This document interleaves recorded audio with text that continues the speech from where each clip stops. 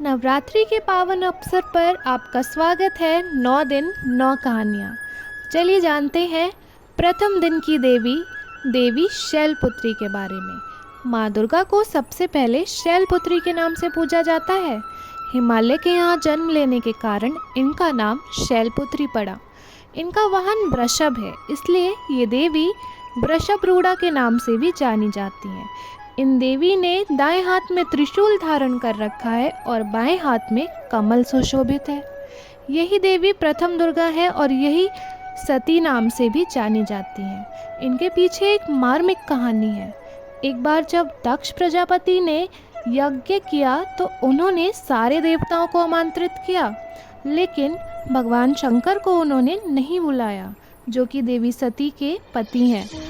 अपने पिता के यहाँ यज्ञ में जाने के लिए देवी व्याकुल हो उठी। शंकर जी ने कहा कि उनके पिता ने सारे देवताओं को आमंत्रित किया है, लेकिन उन्हें नहीं बुलाया है। ऐसे में अगर हम वहाँ जाएंगे तो उचित नहीं होगा। लेकिन देवी सती का प्रबल आग्रह देखकर शंकर जी उन्हें मना नहीं कर पाए और कहा, देवी आप खुशी खुशी जाइए और यज्ञ की भागी बनिए।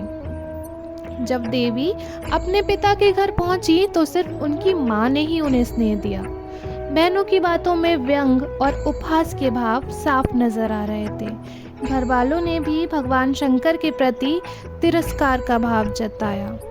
यहाँ तक कि दक्ष प्रजापति, जो कि उनके पिता थे, उन्होंने भी भगवान शंकर के लिए अपमानजनक शब्दों का इस्तेमाल किया। सती को बहुत दुख हुआ।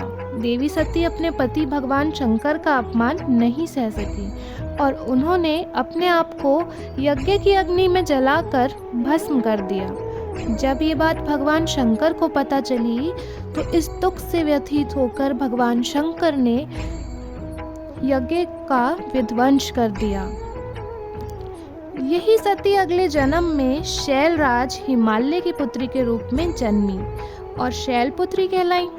पार्वती और हिमवती इन्हीं देवी के अन्य नाम हैं। शैलपुत्री का विवाह भी भगवान शंकर से हुआ था।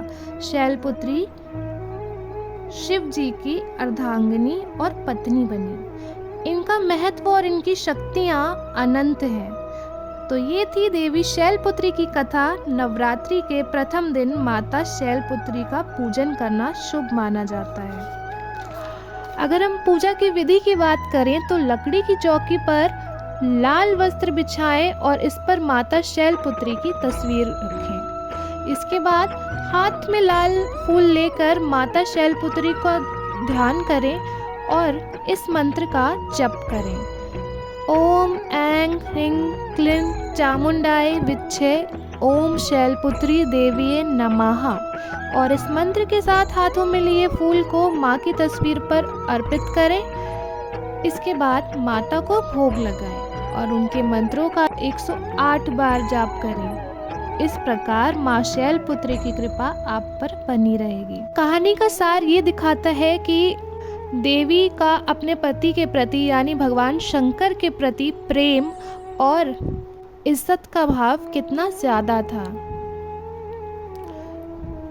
तो आप बताइए कमेंट सेक्शन में कि आपको कहानी की कौन सी बात सबसे ज़्यादा अच्छी लगी और सबसे ज़्यादा प्रभावित करती है।